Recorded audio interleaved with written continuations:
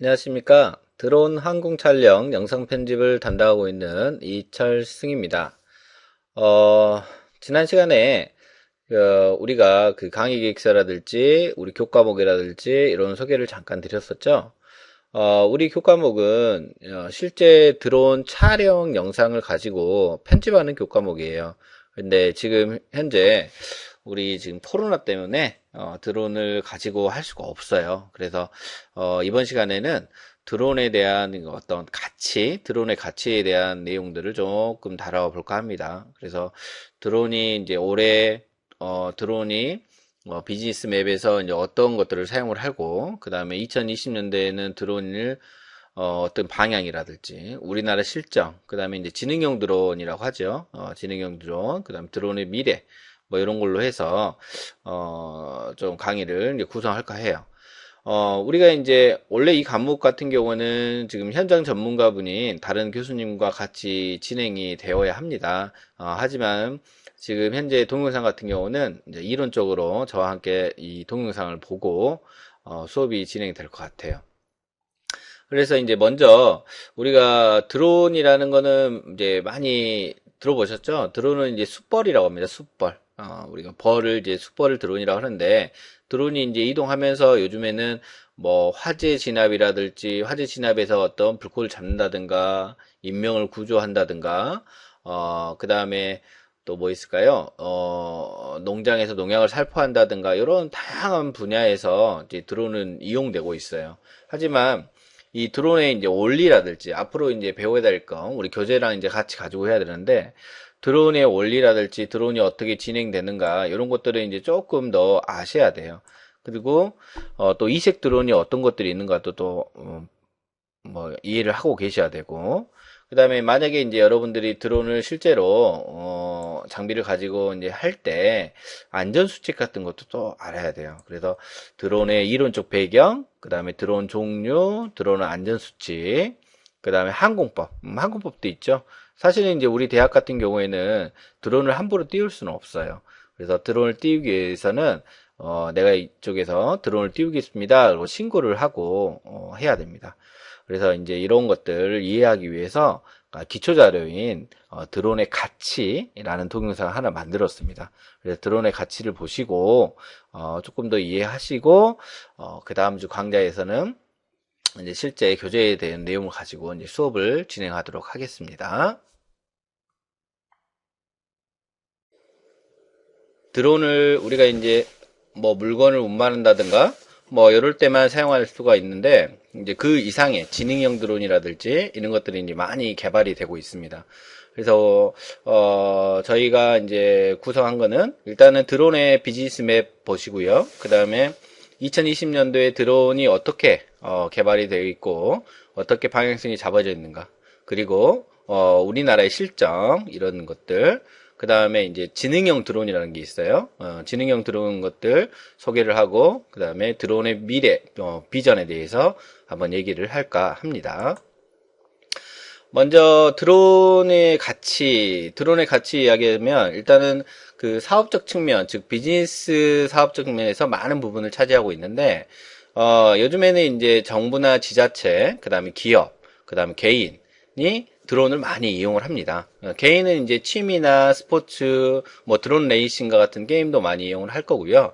이제 정부나 지자체에서는 이제 우리 건설 사업이라든지 농업에서의 농약 살포라든지 그다음에 물류의 수송, 그다음에 경비, 그다음에 어떤 데이터를 조사한다든가 카메라에 달린 드론을 이용해서 데이터를 조사한다든가 그다음에 이제 사람이 이제 접근하기 힘든 곳에 국방력의 어떤 것들 조사를 한다든가 이럴 때 많이 쓰이고 마케팅에도 많이 쓰이죠. 그러면 이런 드론을 가지고 뭔가를 이용해서 할 때 드론에서 이제 지능적인 드론이 돼야 된다. 우리가 사람이 조종하지 않는 자율적으로 주행할 수 있는 드론이 되려면 기술적으로 어떤 것들이 필요하면 일단은 자율비행이 가능해야 돼요. 그래서 이제 GPS가 내장되어 있는 드론을 이용해서 어떤 특정 위치로 갈 수 있는 자율비행이 가능해야 되고 그러니까 비행이라는 게 어떤 다가오는 어떤 물체에 대할지 회피라든지 이런 기술도 필요하고요. 그 다음에 이제 인공지능이 이제 탑재된 드론들이 이제 많이 나올 겁니다. 그 다음에 이제 인터럭션, 뭐 이런 기술적인 내용을 가지고 우리에게 많은 서비스를 합니다. 가장 기본적으로 이제 드론이 가져야 될 것들은 이제 카메라와 그 다음에 배터리의 어떤 소모량이라든지 이런 것들, 배터리가 이제 소모가 됐을 때 다시 복귀할 수 있는 능력들, 그 다음에 GPS, 그 다음에 통신, 이게 이제 5G 네트워크가 이제 되면서부터 이 드론이 더욱 성장하게 됩니다. 우리가 평창 올림픽 때도 한 사람이 조종한 드론이 뭐 올림픽 마크를 그린다든가 이런 것들을 보신 적이 있으시죠? 그 다음에 이제 레이더, 그 다음에 드론에서 사물을 인지할 수 있는 이제 각종 센서들, 이런 것들이 이제 기술적인 내용입니다. 그래서 아마도 정부, 지자체, 기업, 개인은 물론이고 여러 분야에서 앞으로의 드론은 많이 사용할 것 같습니다. 자, 그러면 드론을 보면 우리가 이제 지금 화면에 보이는 차트는 이제 인터넷에 있는 사이트에서 이제 캡처를 해왔는데요. 이거는 이제 우리나라는 아니고요. 2020년도에 미국 내의 드론의 예상 판매량, 그러니까 사업용 드론의 예상 판매량을 예측해 놓은 그래프라고 보시면 되는데, 지금 2020년도 올해 같은 경우에는 약 700만 정도 드론이 이제 판매가 될 것이다 라고 예측한 차트입니다. 그러면 이제 미국이나 미국 내에서 드론의 규제, 드론을 이용을 할 때 어떻게 이야기하겠느냐, 그래서 규제를 한 게 있어요. 첫 번째로 이제 운항의 제한이라든지, 그 다음에 이제 드론을 조종할 수 있는 원격 조종사 자격과 책임, 그 다음에 이제 드론 항공기의 요구사항, 그 다음 모형 항공기, 이렇게 해서 이제 규정 파트를 이제 만들었는데, 일단은 이제 무인 항공기가 이제 25kg 이하여야 되고, 그 다음에 이제 드론을 조종을 할 때, 드론을 조종하는 사람의 가시권 내에서만 운항을 해야 되고요. 그 다음에 이제 낮에만 운항해야 되고, 그 다음에 충돌 방지 조명이 있으면 일출이나 일몰 전후 약 30분까지는 운항이 가능합니다. 그 다음에 이제 드론이 가질 수 있는 최대 속도는 약 100마일 정도 이야기를 하는데, 우리가 이제 지금 미국이 규정이다 보니까 약 100마일 정도는 시속 160km 정도라고 생각하시면 되겠습니다. 상당히 빠른 속도죠. 그 다음에 고도는 약 122m, 가시거리는 약 4.8km, 이런 것들. 사람의 머리 위에서는 주행하면 안 되고, 뭐 이런 것들이죠. 그 다음에 이제 이거를 운영할 수 있는 자격 심사는 미국 내에서는 최소 연령 16세 이상이고, 미국의 어떤 교통안전청이라든지 연방항공국의 어떤 특정 시험을 통과를 하셔야 됩니다. 뭐 우리나라도 마찬가지로 국토교통부의 어떤 자격사항을 통과를 해야 되겠죠. 자, 그 다음에 우리가 이제 이 규정, 지금 화면에서 보이고 있는 규정은 모형 항공기는 포함되지 않는 규정이라고 보시면 되고, 우리나라가 아닌 미국 내 규정이라고 보시면 될 것 같습니다. 그러면 우리나라 같은 경우에 이제 국토교통부 자료에 의하면 드론 산업 발전 기본 계획에서 제시된 전략 및 목표에 보면, 일단은 산업용 중심의 드론 생태계가 구성이 될 것이고, 우리가 이제 국내외 시장 점유율을 약 2배 이상 생각하고 있다라고 보시면 될 것 같고, 그 다음에 공공 수요 기반으로 운영되는 시장이 육성될 것이다. 이를 통해서 이제 일자리 창출이라든지 뭐 이런 것들이 많이 생기겠죠. 그 다음에 이제 글로벌 수준의 운영 환경 인프라, 아직 이제 우리 같은 경우는 인프라가 아직은 갖춰지지 않았습니다. 그래서 이제 앞으로 어떤 세계 최고 수준의 인프라를 갖출 것이다. 그 다음에 이제 기술 경쟁력, 아까 전에 첫 페이지에 봤던 인공지능, 자율비행, 센서 기술, 이런 거 다 포함된 겁니다. 이런 포함된 것들 가지고 글로벌 탑5 안에 진입하고 싶다라는 거죠. 그래서 이제 이 자료는 국토부의 자료를 했고, 그러면 이제 드론을 이용해서 우리가 할 수 있는 우리나라의 가치는 뭐가 있냐? 첫 번째로 일자리 창출입니다. 일자리 창출, 그 다음에 어떤 경제적 파급 효과, 그 다음에 안전 비용의 감소, 그러니까 사고가 났을 때 이런 걸 대체할 수 있는 비용의 감소라고 보시면 될 것 같고요. 향후 드론을 이용해서 약 10년간 취업 유발 효과는 약 17.4만 명 정도, 운영, 그 다음 제작, 뭐 이런 거 다 포함입니다. 근데 이제 이 17.4만 명 중에서 특히 어느 분야에서 많이 사용하면 농림이나 건설 측량 혹은 드론 영상 촬영 같은 것들에 이제 많이 사용하게 될 것 같습니다.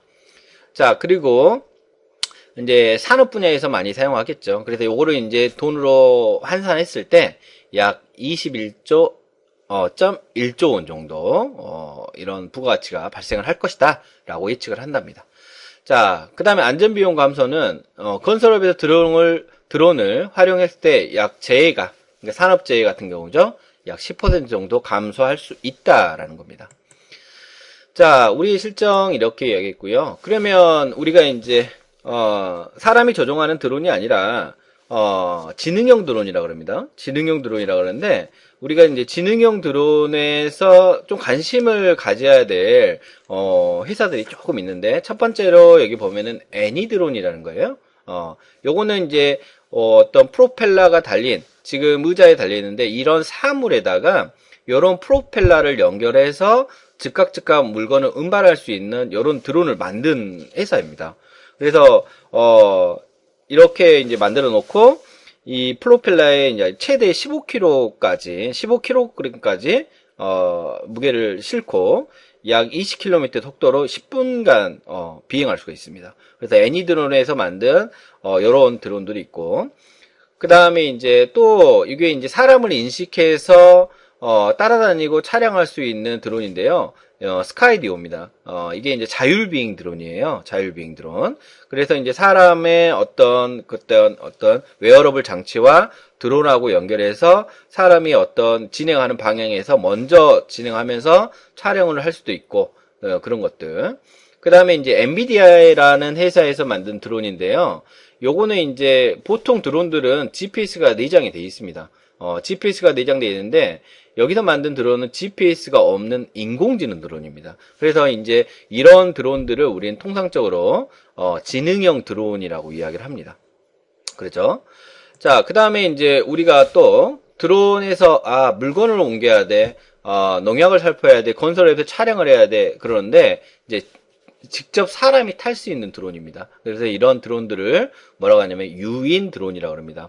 그래서 이제 유인 드론 개발에 이제 앞장서는 곳들이 미국이나 독일이나 중국 있는데, 미국에서는 이제 에어버스, 롤스로이스, 보잉, 우버, 키티호크, 오프너 같은 회사들이 이제 많이 유인 드론을 개발을 하고 있고요. 그 다음에 독일에서는 릴리움, 그 다음에 볼로콥터, 조위, 에비에이션, 그 다음에 이제 중국에서 이항입니다.